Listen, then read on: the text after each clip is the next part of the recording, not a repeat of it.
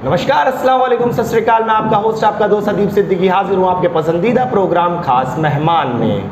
आज हमारे साथ हैं हमारे खास मेहमान श्याम बाबू गुप्ता, विधायक प्रतिनिधि टांडा। बहुत बहुत स्वागत है सर आपका हमारे शो खास मेहमान। आपका भी बहुत बहुत धन्यवाद। सर, मेरा पहला सवाल, टांडा विधानसभा के इतिहास में पहली बीजेपी विधायक कैसे मुमकिन हुआ ये? देखिए, इसके पूर्व किस प्रकार उत्तर प्रदेश को छलने का काम समाजवादी पार्टी तो कभी बहुजन समाज पार्टी आपसी खेल खेल रहे थे, लेकिन 2014 में जब आदरणीय मोदी जी इस देश के प्रधानमंत्री हुए तो विकास के कार्यों को लेकर और भारतीय जनता पार्टी का नारा कि न गुंडागर्दी न भ्रष्टाचार, अब की बार भाजपा सरकार। भारतीय जनता पार्टी से लोगों की उम्मीदें जगी। उनको लगा कि वास्तव में देश का, प्रदेश का, समाज का विकास भारतीय जनता पार्टी के हाथों में संभव है, और उन्होंने सबका साथ सबका विकास के नारे को चरितार्थ करने के लिए उत्तर प्रदेश में पूर्ण बहुमत की सरकार बनाने के उद्देश्य से टांडा में भी यहाँ के नागरिकों ने कमल खिलाने का काम किया। बीजेपी की छवि जो कम्युनल कही जाती है विरोधियों द्वारा, तो और टांडा विधानसभा एक मुस्लिम बाहुल क्षेत्र है, फिर भी आपकी सुनिश्चित हुई जीत कैसे? देखिए, हमने वही कहा ना कि सबका साथ सबका विकास। शेष पार्टियां कुछ क्षेत्र, कुछ लोगों की विकास करती हैं, लेकिन भारतीय जनता पार्टी में आपने देखा होगा कि मोदी जी किस प्रकार जब उज्ज्वला योजना उन्होंने चलाया तो सबसे पहला गैस का कनेक्शन किसी मुस्लिम महिला को हाथ में देकर उन लोगों को मुंह तोड़ जवाब देने का काम किया था, जो भारतीय जनता पार्टी को सांप्रदायिक और सांप्रदायिकता से नवाजते हैं। आगामी विधानसभा 2022 चुनाव को लेकर कैसी तैयारियां हैं? देखिए, 2022 सामने है, मान के चलिए चुनाव बिल्कुल सामने है। लगता है कि 2022, लेकिन अब हम लोगों के पास कोई समय नहीं बचा। बीच में कोरोना काल के कारण तमाम विकास कार्य ठप हो गए थे, लेकिन इस बीच अभी माननीय मुख्यमंत्री जी ने कहा कि नवरात्रि के पहले उत्तर प्रदेश के सभी सड़कों को गड्ढा मुक्त किया जाएगा। विकास, जैसे टांडा में रोडवेज की व्यवस्था नहीं थी, उसको भी माननीय मुख्यमंत्री से मांग किया गया था, तो उन्होंने सुनिश्चित कराया। आज आप देख रहे होंगे कि टांडा बस स्टैंड को रोडवेज के लिए बिल्डिंगें बन रही हैं, यहाँ पर सारी सुविधाएं दी जाएंगी। पॉलीटेक्निक अपने विधानसभा में नहीं था, राजकीय पॉलीटेक्निक की मांग भी माननीय विधायक जी ने मुख्यमंत्री जी से किया था, तो यहाँ तिरमोहानी बाज़ार के पास पॉलीटेक्निक का भी करोड़ों रुपए के लागत से बनने जा रहा है। इससे भी हमारे क्षेत्र के जनता को लाभ मिलेगा। पर इस विधानसभा की सारी सड़कें आप कहीं और जगह जाएंगे तो इस विधानसभा में जो आपको अलग दिखाई पड़ेगा, वास्तव में अगर आज़ादी के बाद पहली बार भारतीय जनता पार्टी के साथ लोगों ने विश्वास जताई है, तो उस पर सरकार और विधायक जी पूरी तरीके से तन्मयता के साथ विकास के सारे रास्ते खोलकर और प्रत्येक गांव को मेन सड़कों से जोड़ने का काम कर रहे हैं। हमारे विधानसभा में अभी तक लगभग 70 से 75 लोगों को जो गंभीर बीमारियों से पीड़ित थे, ऐसे लोगों को माननीय मुख्यमंत्री राहत कोष से उनको इलाज उनका संभव हो पाया महंगे अस्पतालों में। और जो सबसे बड़ी बात, भारतीय जनता पार्टी का मेन मुद्दा था, लोग विरोधी इस पर आवाज़ भी उठाते थे कि राम मंदिर इसका मुद्दा है, लेकिन भारतीय जनता पार्टी जब जब सरकार में आती है तो राम मंदिर को भूल जाती है। लेकिन अभी बीते 5 अगस्त को भारतीय जनता पार्टी के यशस्वी मुख्यमंत्री, प्रधानमंत्री, सारे लोगों ने अयोध्या में भूमि पूजन कर उस मुद्दे को ही ख़त्म कर दिए। वास्तव में ये भारतीय जनता पार्टी का मुद्दा नहीं, बल्कि आस्था से जुड़ा विषय था। इसको मुद्दा बनाने का काम अन्य पार्टियां करती थी। तो आज ऐसे तमाम धारा 370, 35A और ये 3 तलाक जैसे मामले को भारतीय जनता पार्टी की सरकार ने किया है, जिस पर उत्तर प्रदेश की जनता पूरे विश्वास के साथ भारतीय जनता पार्टी के साथ 2022 में खड़ी नजर आएगी और पुनः उत्तर प्रदेश में भारतीय जनता पार्टी की सरकार बनेगी। सर, महाराष्ट्र में जो शिवसेना बनाम कंगना रनावत चल रहा है, उस पर आप कुछ टिप्पणी देना चाहेंगे? देखिए, एक हत्या हो और उस पर पर्दा डालने का काम किया जाए। आपने उत्तर प्रदेश में देखा होगा कि भारतीय जनता पार्टी के तमाम ऐसे पदाधिकारी, तमाम विधायक, खुद मेरे ऊपर, अगर कानून को लगा कि इन्होंने गलत किया तो मेरे ऊपर खुद मुकदमा हुआ है मेरे शासन में। ये अलग की बात है, वो बाद में क्या होगा, लेकिन भारतीय जनता पार्टी चाहती है अगर किसी ने अपराध किया है तो वो चाहे मेरा व्यक्ति हो, चाहे विपक्ष का व्यक्ति हो, या कोई भी समाज में अगर अपराध को बढ़ावा देने का कोई काम कर रहा है तो उसके विरुद्ध कार्रवाई हो। और कंगना ने भारतीय जनता पार्टी की ही बोलने का उन्होंने काम किया। कि अगर किसी की हत्या हुई तो निष्पक्ष जांच होकर जिसने हत्या कराई है, जिसने की है, उसके खिलाफ कार्रवाई होनी चाहिए। उसका मांग खुला था, अपराध मुक्त देश होना चाहिए। तो उसमें बहुत सार्थक पहल सरकार कर रही है कि कंगना के साथ आज भारतीय जनता पार्टी खड़ी है, तमाम राष्ट्रवादी संगठन खड़े हैं। तो मैं भी मानता हूं कि वहां पर सुशांत सिंह के साथ गलत हुआ था, उनके साथ पूरे देश ने आवाज़ उठाई, आज उसका सार्थक परिणाम हमको दिखाई दे रहा है। आपके परिवार पे लगातार परेशानियां आई, लेकिन आप लोग उस परेशानियों के बाद एक मजबूत रूप से उभरे। क्या जनता का भरोसा इसके पीछे एक खास वजह है? जी बिल्कुल है। देखिए, किसी भी तरह का जब प्रतिकार यहाँ पर समाज पर होता था, किसी भी प्रकार का आघात होता था, तो हम लोग खुलकर उनका सामना करते थे।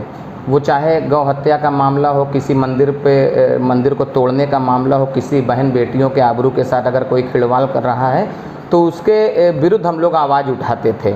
और यह विश्वास समाज में जमी थी। यही कारण रहा, आपने अभी पहला प्रश्न किया था कि आज़ादी के बाद पहली बार भारतीय जनता पार्टी की सरकार क्यों बनी। देखिए, देश समाज धर्म के लिए अगर कोई कुर्बानी देता है तो समाज उसके साथ खड़े होकर काम करता है। वही इस विधानसभा में भी हुआ। पिछली जो समाजवादी सरकार थी, उनका चुनाव के टाइम 2017 चुनाव के टाइम टैगलाइन था कि काम बोलता है। तो क्या आप इस बात से सहमत है कि समाजवादी सरकार के वक्त काम हुआ था? देखिए, अभी आपको जो समाजवादी पार्टी की सरकार में बच्चों को लैपटॉप देने का एक योजना उन्होंने बनाई थी। उस लैपटॉप में भी लाखों की संख्या में लैपटॉप घोटाला हुआ। मुख्यमंत्री जी ने एक बात कही थी, अखिलेश यादव जी ने अपने चुनाव के पहले, कि मैं उत्तर प्रदेश को उत्तम प्रदेश बनाऊंगा।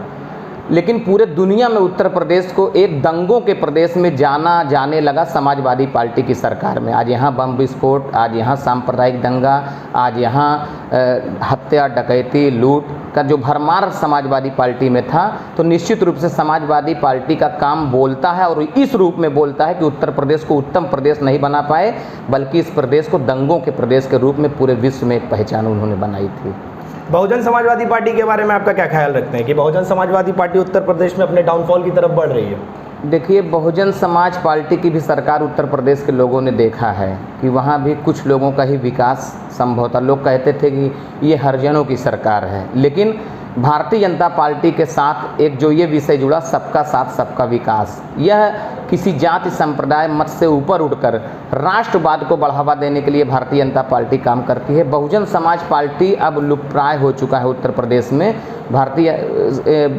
बहुजन समाज पार्टी अब उत्तर प्रदेश से गायब हो चुकी है। इसलिए मैं यही जानता हूं कि बहुजन समाज पार्टी अब अगर भारतीय जनता पार्टी से जुड़कर काम करती है तो कुछ उसको फ़ायदा मिल सकता, अन्यथा कोई अब उत्तर प्रदेश में नहीं है। मतलब ये एक गठबंधन का इशारा आप कर रहे हैं? बिल्कुल बिल्कुल।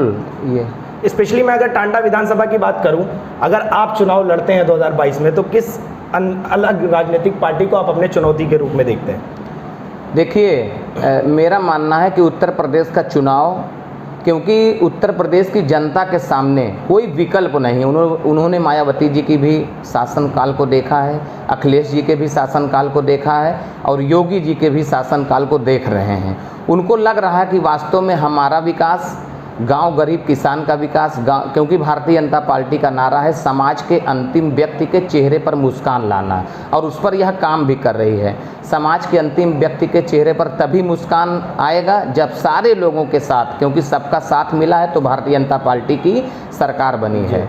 तो सबका साथ सबका विकास नारे के नाते अब किसी और की दाल उत्तर प्रदेश में नहीं गलेगी। भारतीय जनता पार्टी फिर पूर्ण बहुमत की सरकार बनाएगी और नित नए आयोजनों के माध्यम से, नित नए योजनाओं के माध्यम से सबका साथ सबका विकास करेगी। सर, जैसा हमने एमपी, गोवा और राजस्थान में देखा कि बीजेपी ने कांग्रेस विधायक तोड़ के सरकार कुछ जगह पे बनाई, जैसे गोवा और एमपी में बनाई, राजस्थान में उनका प्लान सफल नहीं हुआ।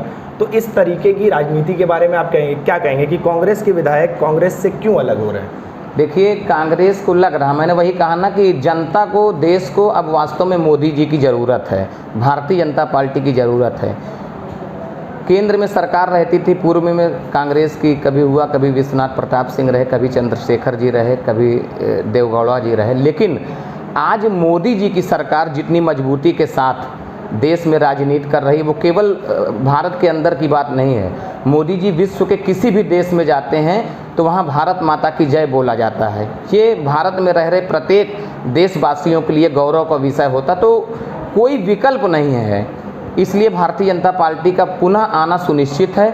और आपने कहा कि गठबंधन वाली बात और विधायकों को तोड़ने मरोड़ने, ऐसा नहीं है। विधायक स्वेच्छा से जो है भारतीय जनता पार्टी के साथ आज सारे लोग, सारी पार्टियों के लोग भारतीय जनता पार्टी से जुड़ना चाहते हैं और ये दिखाई भी दे रहा है। सर, आखिरी में आप अपनी तरफ से अगर हमारे व्यूवर्स को और अपने समर्थकों को कोई मैसेज देना चाहें तो?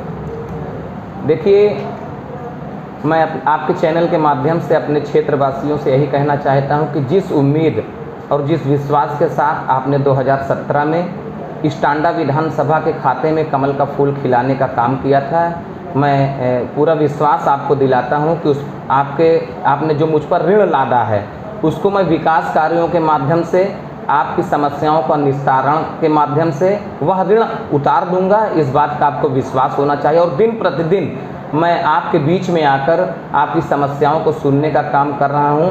सरकार आपके द्वार इस योजना के माध्यम से मैं अपने विधानसभा में काम कर रहा हूं और प्रत्येक योजनाओं को अधिक से अधिक लोगों तक पहुंचा पाऊं, अधिक से अधिक लोग सरकार की प्रत्येक योजनाओं से लाभान्वित हों, इसका प्रयास मेरा रहता है। इसलिए आप सभी से यही आग्रह करता हूं कि भारतीय जनता पार्टी की सरकार के साथ, भारतीय जनता पार्टी के लोगों के साथ आप खड़े होने का काम करें। निश्चित रूप से देश और प्रदेश का विकास होगा। तो ये थे हमारे साथ मिस्टर श्याम बाबू गुप्ता, विधायक प्रतिनिधि Tanda. Thank you sir, thank you for your valuable time. Stay home, stay safe. इस कोरोना काल में इसी उम्मीद के साथ अब सबसे विदा लेना चाहूँगा कि फिर मुस्कुराएगा इंडिया, जीत जाएगा इंडिया। धन्यवाद।